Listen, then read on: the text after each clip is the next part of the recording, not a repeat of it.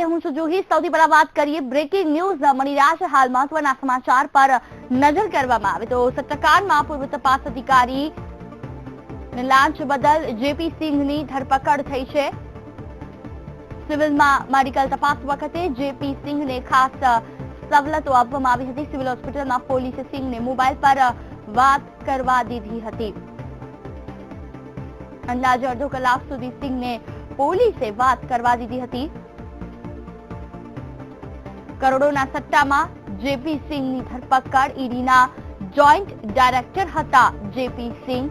Civil હોસ્પિટલમાં પોલીસે સિંઘને mobile પર વાત કરવા દીધી હતી। ફોન પર વાત કરતા જેપી સિંઘનો ફૂટ્યો ભાંડો। વીટીવી પાસે જેપી સિંઘની સવલતો ખાસ વિડીયો। પોલીસે સિંઘને સંબંધી સાથે વાતચીત કરવા દીધી હતી। સિવિલ હોસ્પિટલના પાર્કિંગમાં પોલીસે સવલત આપી હતી। સટ્ટાકાંડના તપાસ અધિકારીને પોલીસ વાત કરવા દીધી। મહત્વનું છે કે આ સુવિધા કોઈ પણ માટે રાખવામાં નથી આવી, ત્યારે આ પ્રકારની સુવિધા અને સવલતો આપવાને લઈને હાલ તો 2014 થી 2016 સુધીમાં 124 આરોપી પોલીસ જપ્તમાં આવ્યા। 2 વર્ષમાં 16 પોલીસ કર્મચારીને સસ્પેન્ડ કરવામાં આવ્યા। સટ્ટાકાંડમાં પૂર્વ તપાસ અધિકારી જેપી સિંઘને પોલીસની ખાસ સવલત। કરોડોના સટ્ટાકાંડમાં લાંચ બદલ જેપી સિંઘની થઈ શકે છે ધરપકડ। સિવિલમાં મેડિકલ તપાસ વખતે જેપી સિંઘને ખાસ સવલત। મોબાઈલ પર તેને વાત કરવા દીધી। વિડીયોમાં આપ જોઈ શકો છો, બહાર નીકળી એક તરફ સાઈડમાં ઉભા રહી તેને મોબાઈલ પર વાત કરવા દીધી। કરોડોના સટ્ટામાં જેપી સિંઘ હાલ સીબીઆઈના સકંજામાં છે, ત્યારે આ પ્રકારની સવલત આપવાથી અનેક સવાલો ઉભા થયા છે।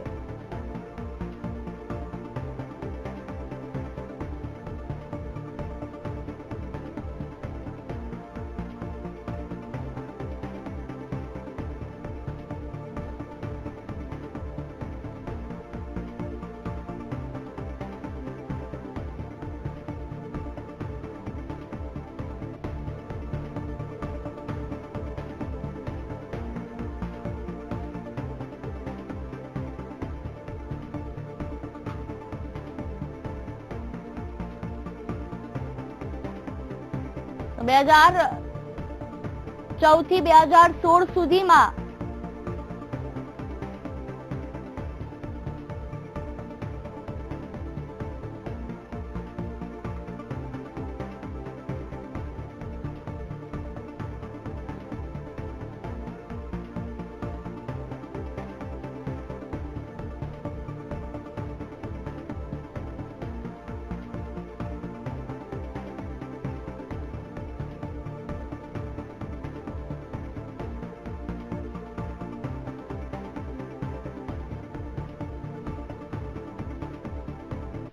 તેલ જોડાયા છે ગૌરવ સાથે ખાસ વાત છે। ગૌરવ, જે રીતે વાત કરવામાં આવે ખાસ કે જે રીતે ખાસ કરીને માહિતી મળી છે કે જેપી સિંઘને સવલતો આપવામાં આવી છે, તેમને અડધો કલાક સુધી ફોન પર વાતચીત કરવા દેવામાં આવી છે, શું કહેશો તેને લઈને? જી જેવી વાત કરવામાં આવે તો જેપી સિંઘ જે રીતે ઈડીના જોઈન્ટ ડિરેક્ટર હતા તેમને એ પ્રકારની સવલતો હાલ મળતી હોય તેવું લાગી રહ્યું છે। લગભગ સવારે 10:30 વાગ્યાના સુમારે તેઓ સિવિલમાં ગેટ નંબર 5 થી તેમને એન્ટ્રી લીધી હતી અને ઓપીડીની જે ફોર્માલિટી હતી તે માત્ર લગભગ 10 મિનિટના સમયમાં તેમને ઓપીડીની ફોર્માલિટી પૂર્ણ કરી હતી।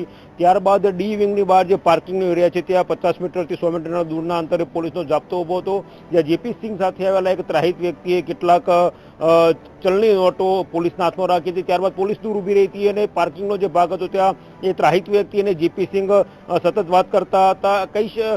એના ઉપરાંત જે 2 ફોન હતા, 2 ફોન દ્વારા સતત જેપી સિંઘ કોઈ વ્યક્તિ સાથે વાત કરી રહ્યા હતા। આ વાતચીત લગભગ 35 થી 40 મિનિટ ચાલી હતી।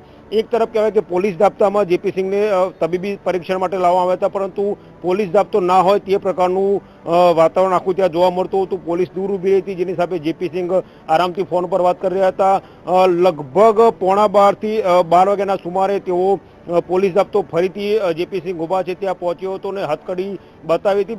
મહત્વની વાત છે કે હથકડી તેમને પહેરાવી ન હતી, હથકડી સાથે પોલીસ જાપ્તો તેમની પાસે પહોંચ્યો હતો। ત્યારબાદ એક નાસ્તા ગૃહ છે સિવિલમાં, જ્યાં તેમને સારી સવલત ત્યાં પણ આપવામાં આવી હતી, નાસ્તા અને નારિયેળનું પાણી પણ પીવડાવવામાં આવ્યું હતું। ત્યારબાદ જાપ્તો સિવિલ માટે રવાના થયો હતો।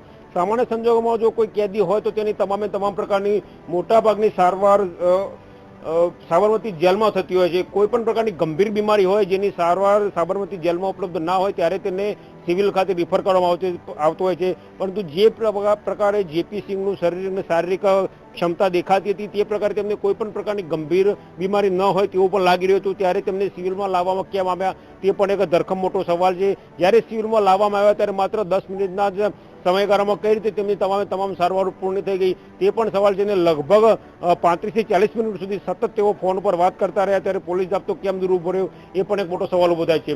છેલ્લા 3 વર્ષની જો વાત કરીએ તો 124 લોકો છે કે જેઓ પોલીસ જાપ્તામાંથી નાસી ગયા છે અને આ અંગેની એક PIL હાઈકોર્ટમાં પણ થઈ છે જેની 5 તારીખે સુનાવણી યોજાવાની છે. જાણીને નવે લાગશે કે પોલીસ જાપ્તામાંથી ભાગી જવાના જે મોટાભાગના કિસ્સાઓ બન્યા છે તે જ્યારે કોઈ પણ કેદીને તબીબી પરીક્ષણ માટે લઈ જવામાં આવતો હોય ત્યારે મોટાભાગના કિસ્સાઓ બનતા હોય છે. તે પણ PILમાં ઉલ્લેખ કરવામાં આવ્યો છે. એ પણ મહત્વની વાત છે કે અત્યાર સુધીમાં 16 પોલીસ કર્મીઓને પોલીસ જાપ્તામાંથી કેદી ભાગી જવાના કિસ્સામાં સસ્પેન્ડ કરવામાં આવે છે. 82 જેટલા પોલીસ કર્મીઓ સામે ખાતાકીય તપાસ ચાલી રહી છે અને 183 પોલીસ કર્મીઓ છે કે જેઓ ક્યાંક ને ક્યાંક પોલીસ જાપ્તામાંથી કેદી ભાગી જાય તે ઘટનામાં સંડોવાયેલા હોવાનું માલુમ પડ્યું છે. એટલે જ્યારે ઈડીના અધિકારી છે ને તેમને આટલી બધી સવલતો મળી રહી છે ત્યારે ચોક્કસ જાપ્તા પાર્ટી પર સવાલ ઉભો થઈ રહ્યો છે. બિલકુલ, તમામ જાણકારી બદલ આપનો ખૂબ ખૂબ આભાર ગૌરવ. તો ઘણા બધા સવાલો ઉઠે છે ત્યારે આટલી બધી સવલતો શા માટે આપવામાં આવી તેને લઈને પણ એક સવાલ ચોક્કસથી ઉભો થાય છે.